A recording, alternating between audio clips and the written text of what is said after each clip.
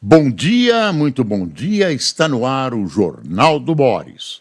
O Jornal do Boris é um sobrevoo pelos principais acontecimentos do Brasil e do mundo a partir das primeiras páginas dos jornais. Você pode não acreditar. Há uma nova evolução no caso dessa briga por tarifas entre Estados Unidos e China. Agora, de manhã, já é mais tarde, evidentemente, na China, nós temos esta notícia aqui.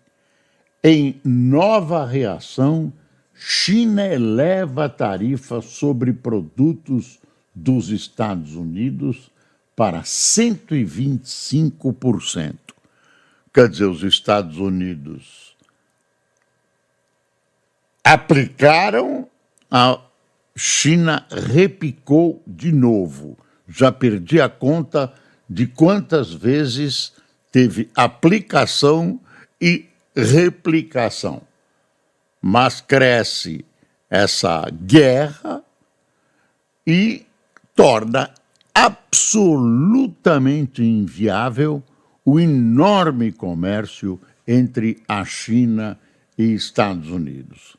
Torna absolutamente inviável. Não dá para negociar, não dá para comerciar com tarifas deste tamanho. Imagine 125%, mais que o dobro, mais que o dobro.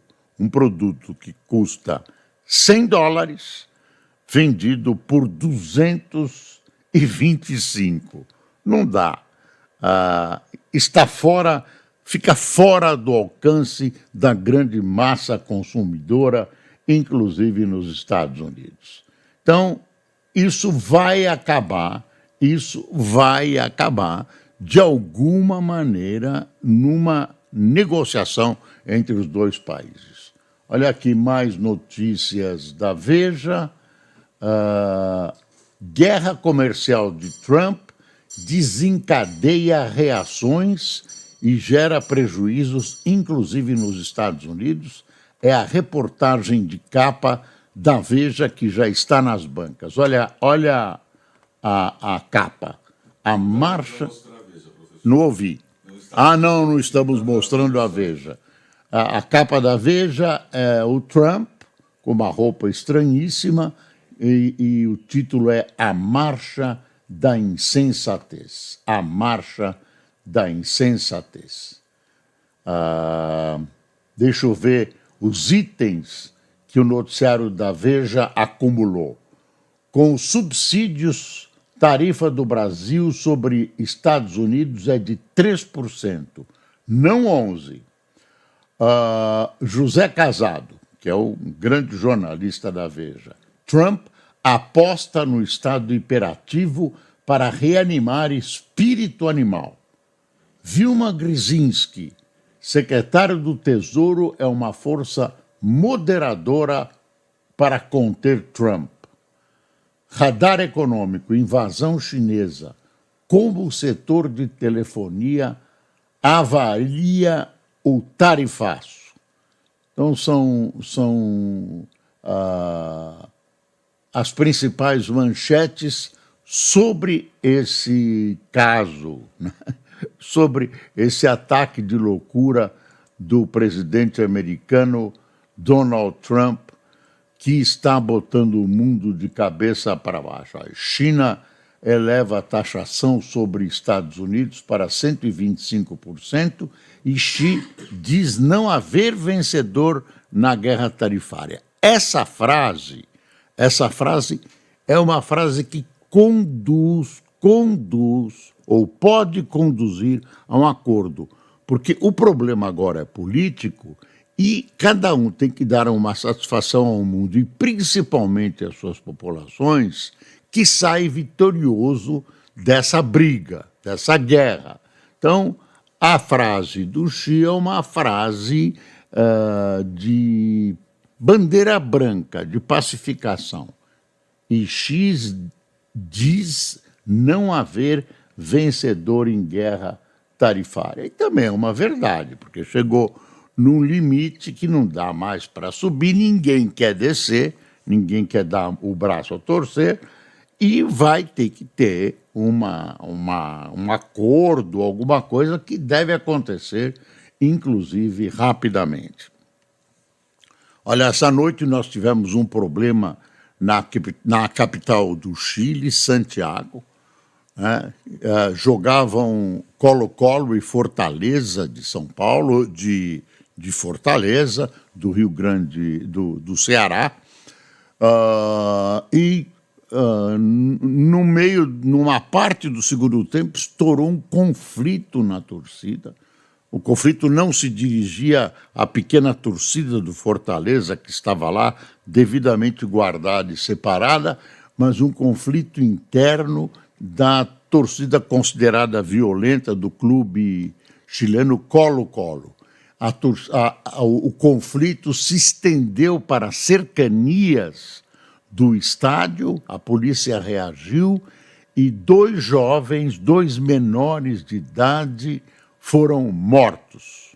Então houve morte, o jogo foi suspenso, se tentou evacuar o estádio, ele foi evacuado para continuar o jogo, os jogadores não tinham mais espírito para continuar, enfim, foi uma coisa muito feia, com muita violência, redundou em 2 mortes, que precisa encontrar um ponto final.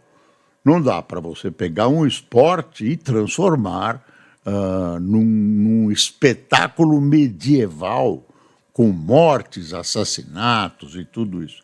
E teve outras coisas, explosão de bombas, objetos arremessados, pedaços do alambrado, pedaços de ferro desse tamanho, pontudos. Isso eu vi ontem pela televisão, uma coisa pavorosa, uma coisa mortal, e foi mortal mesmo. Parece que um policial que teria atirado nos meninos foi preso, aí eu já não avanço mais. Outra catástrofe é a que acontece em Santo Domingo, São Domingos, capital da República Dominicana, uma casa de shows desabou, já tem mais de 200 mortos retirados dos escombros. Ontem eu conversei com um amigo dominicano, ele morava em Santo Domingo, agora mora em Punta Canas, que é uma cidade maravilhosa, litorânea, e ele diz que o que se comenta lá, o que se diz lá, é que havia que transformar o teto, né, transformar a parte superior num depósito de grandes máquinas, etc., super pesadas, e que a estrutura que cobre o telhado, o teto, não aguentaram. E desabaram sobre as pessoas que estavam assistindo o show de um cantor importante da República Dominicana, que também morreu nessa história. Ainda no capítulo catástrofes, essa é pequena, na marginal do Tietê, que é uma via muito importante para quem não está em São Paulo, uma das vias vitais em São Paulo, apareceu um buraco, dizem que é produto das chuvas, um buraco não, uma cratera, deu um congestionamento monumental em São Paulo, muita chuva também, e pelo menos isso está movimentando todas as empresas ligadas à eletricidade, à água, prefeitura e tal. Por enquanto, eles descobriram que existe uma cratera. Parabéns. Foi o que eles descobriram. Quer ver? O Globo publicou uma foto trágica, mas lindíssima do que aconteceu ontem em São Paulo. Olha aqui, São Paulo, meio-dia. Aí veio uma chuva depois.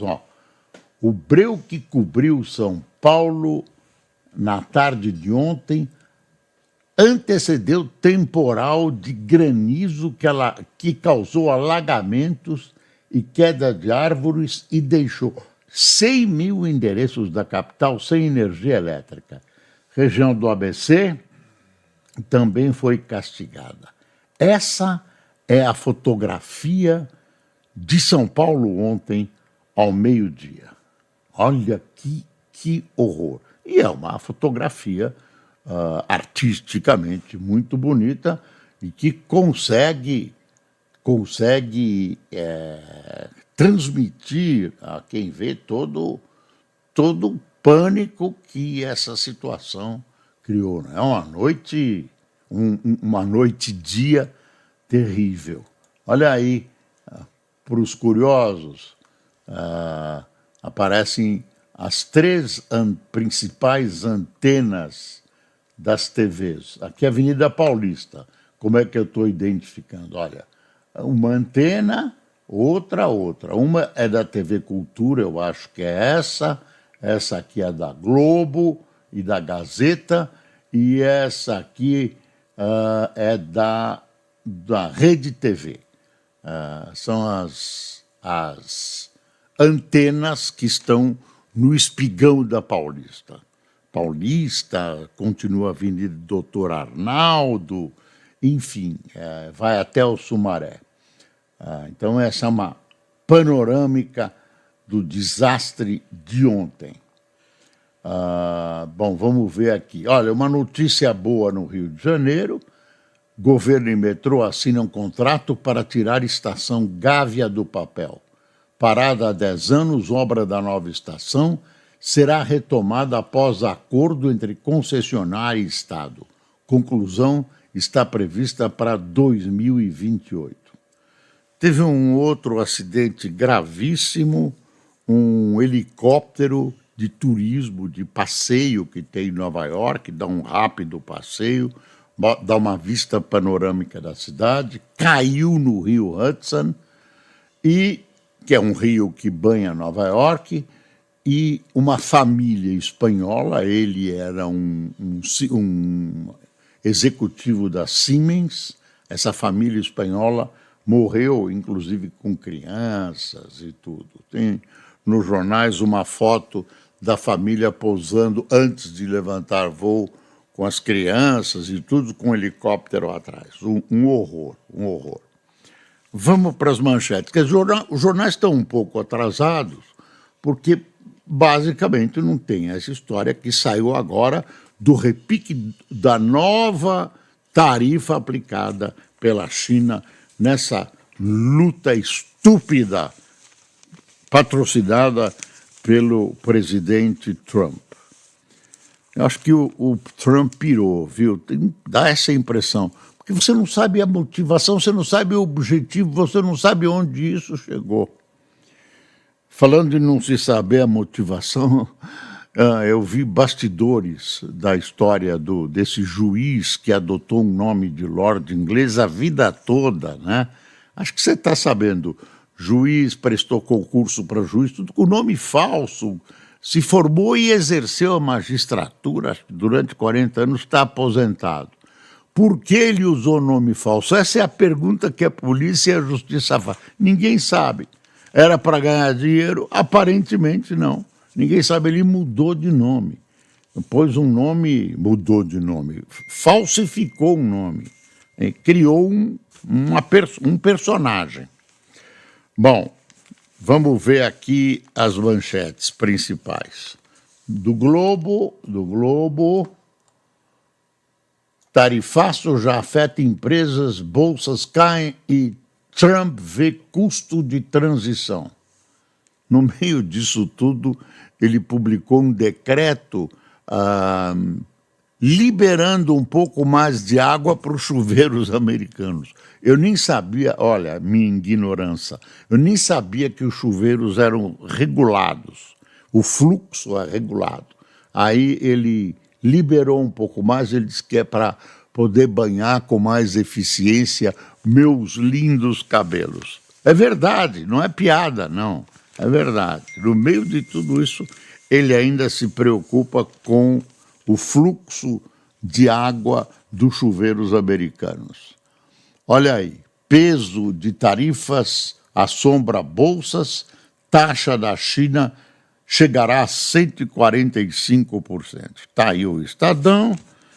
A Folha se cansou desse assunto do Trump, porque é todo dia praticamente a mesma coisa. Olha aí, Tarcísio mantém avaliação positiva, mas reprodução dobra, aponta a Datafolha.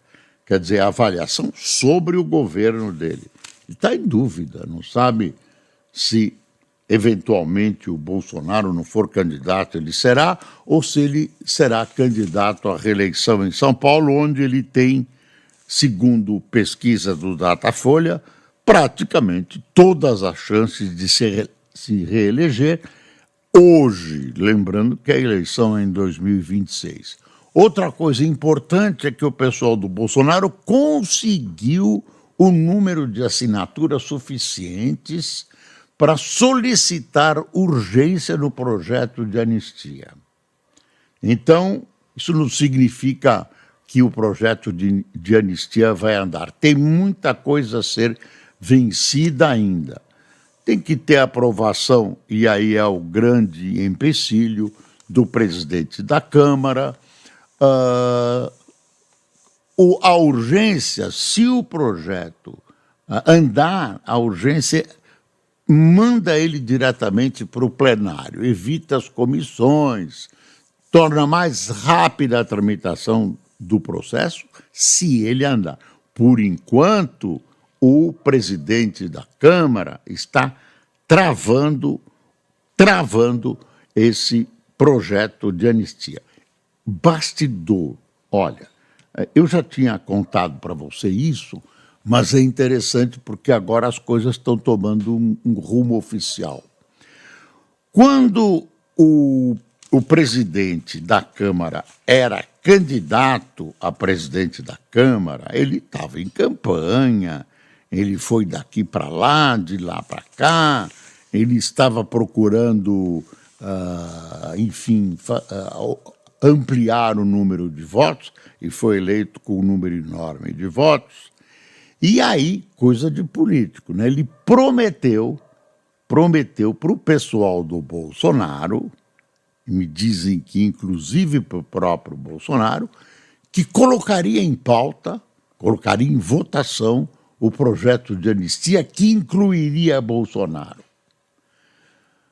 E prometeu para o outro lado, para o governo, para o PT que está interessado em escantear o Bolsonaro na próxima eleição, que não colocaria em pauta, era o compromisso que ele assumiu de um lado e do outro. O projeto não seria colocado em pauta.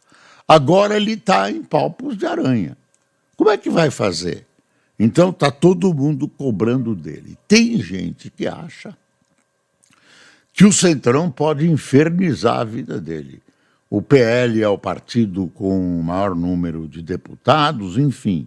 Isso pode infernizar a vida do presidente. Tem lá, tem uma outra coisa grave que aconteceu em São Paulo, em Sorocaba. Olha aqui, PF investiga prefeito de Sorocaba por desvios na saúde. A Polícia Federal cumpriu mandados de busca na casa do prefeito de Sorocaba, Rodrigo Manga, do Republicanos, e nas sedes da prefeitura e do partido dele. A investigação apura desvios de verbas de saúde e transações suspeitas que teriam sido feitas pela cunhada do prefeito. A ação ocorre em momento de projeção nacional do político, diz a gestão Manga. Ele acha que aprontaram para ele, que é de propósito, que ele é totalmente inocente.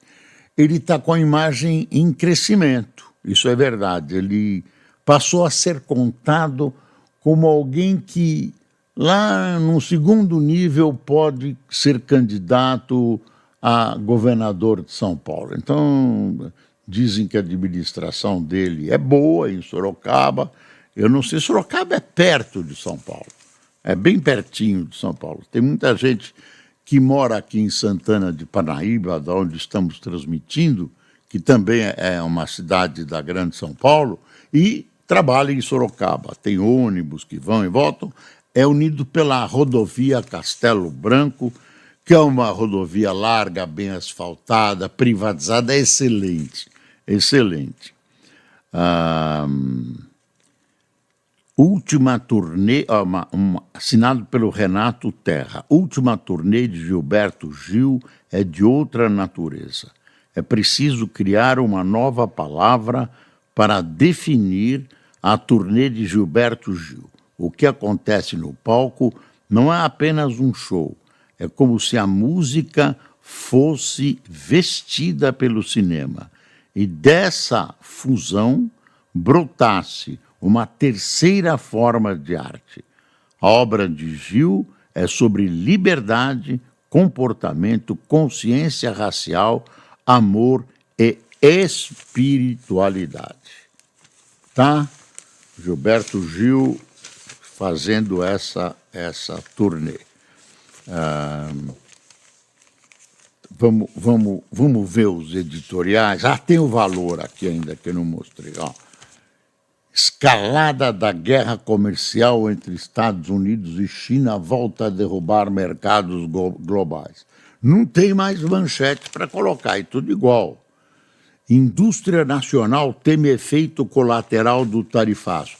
Tem um outro título no outro jornal dizendo o seguinte: o Brasil pode ganhar com isso. Então, ninguém sabe, gente. Não dá tempo de examinar. Sei lá se um computador moderníssimo, né? Tem uma outra coisa aqui no comércio mundial, especialmente na área de moda, que é importante. Prada compra Versace por 1 bilhão e 380 milhões de dólares. A Prada acertou com o grupo Capri Holdings a compra da Versace, aí dá o preço, em um acordo que visa a fortalecer sua posição como o maior grupo de moda da Itália. Voltou para a Itália. A Versace voltou para a Itália. Olha aí uma notícia no campo da moda importante.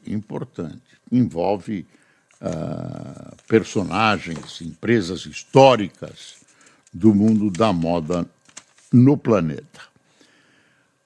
Editoriais. Datafolha reforça dilema eleitoral de Tarcísio. Comentando essa questão do Tarcísio ser candidato a presidente ou a governador.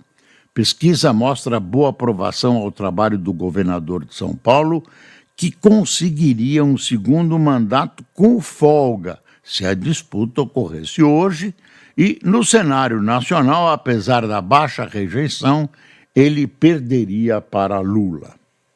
Olha aí, olha o que vem aí embaixo, uma vergonha nacional. Censo escolar revela metas descumpridas, que o governo Lula tentou esconder, hein? Levantamento mostra leve incremento em matrículas do ensino médio e ampliação do ensino integral, mas país não consegue atingir objetivos do PNE para o acesso à educação infantil e ao modelo profissionalizante. Eu já tinha abordado esse assunto, recebi uma carta de uma professora, disse: "Ô Boris, se eu contasse", ela é aposentada, "se eu contasse para o senhor os meus problemas, o senhor choraria comigo". Aí ela contou que alunos saíam do que a gente chamava de 4º ano primário, 3º ano fundamental, hoje, 3º fundamental, os nomes vão mudando, as moscas mudam e a sujeira continua a mesma. Aí ela disse que tem criança que sai vai para o ensino médio, sei lá, sem saber sem saber ler e escrever. Consegue O professor hoje não tem o domínio de poder reprovar, essa coisa, vamos aprovar. E, enfim, conclusão. O sistema Paulo Freire não está dando certo aqui no Brasil, não. Dizem que é um sistema, principalmente à esquerda, maravilhoso, Paulo Freire, nada. Sistema Paulo Freire não funcionou. Devia ser. Se é tão bom, aonde funcionou, me contem, por favor. O fato é o seguinte: existe. Eu não tenho nada contra o senhor Paulo Freire, dizem que foi uma boa pessoa. Ele era comunista, também é um direito que ele tem de ser comunista. Toda a questão dele, toda a questão do ensino, da pedagogia dele, está assentada na filosofia, se é que se pode chamar de filosofia comunista. E aí, olha o resultado. Olha o resultado. Vê outra loucura. Números oficiais de turismo incluem entrada de imigrantes venezuelanos. Quer dizer, o setor de turismo oficial comemora o aumento de não sei quantos por cento de entrada de venezuelanos no país. Gente, é tudo refugiado. E eles incluem no crescimento do turismo brasileiro. Isso é uma vergonha, tão superestimando a nossa burrice. Gleisi mescla embates com governadores e avanços na articulação no Congresso. Temos ministro novo. O Lula, que defenestrou o doutor Juscelino, botou agora o doutor Pedro Lucas, que é o líder do partido dele, do União Brasil, como ministro das Comunicações. Pedro Lucas é anunciado como novo ministro das Comunicações de Lula. Líder do União Brasil na Câmara, entra no lugar de Juscelino Filho, que deixou o cargo. Deixou nada, foi deixado. Oficialmente deixou, né? Mas é uma forma delicada de demitir.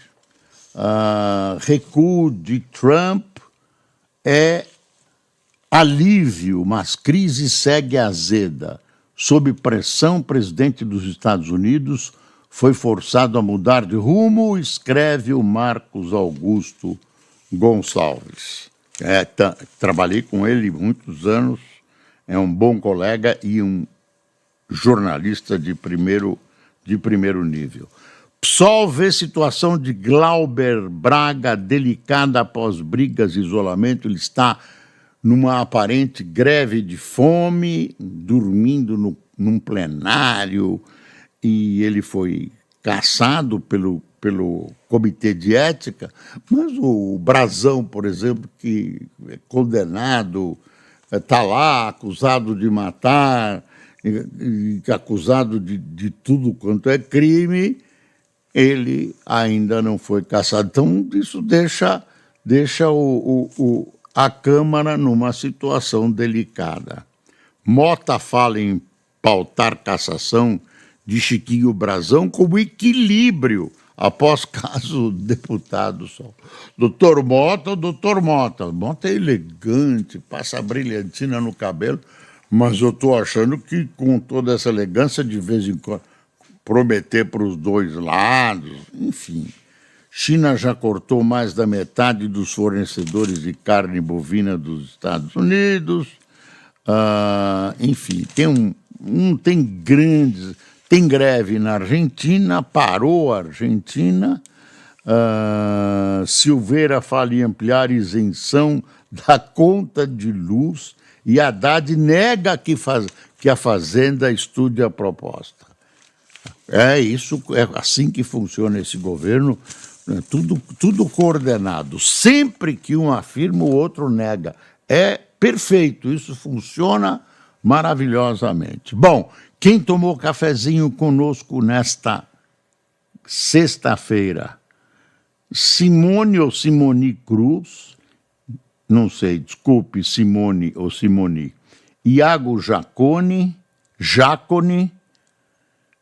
Silva Santos, Ian Oliveira, Salete Sprovieri, Alcides Neto, Edivan Lázaro, Luiz Irala, Elias Neto, Maristela Lamberti, Clairton Donato, Lenir Antonello, Tércio Ribeiro, Jurandir Machado, Daniel Afonso, Fernando Aguiar, de Lusiânia, Valéria Sade, de Volta Redonda, Marcos Dávila, de Rondonópolis, e Frederico Junqueira, de Abadiânia. Abadiânia é a terra do aquele homem que fazia milagres, está preso, lembra? João de Deus. De quem? João de Deus. João de Deus, isso mesmo. E Abadiânia, com a saída de João de Deus, está perdendo a economia, baixou. Um abraço, Frederico Junqueira. Espero que você não tenha sido atingido por essa crise de João de Deus. Segunda-feira estaremos aqui. Muito obrigado por sua atenção. Não se esqueça, é preciso passar o Brasil a limpo cada vez mais. Tome café com ovo, você estará tomando uma refeição de ouro. Bom dia.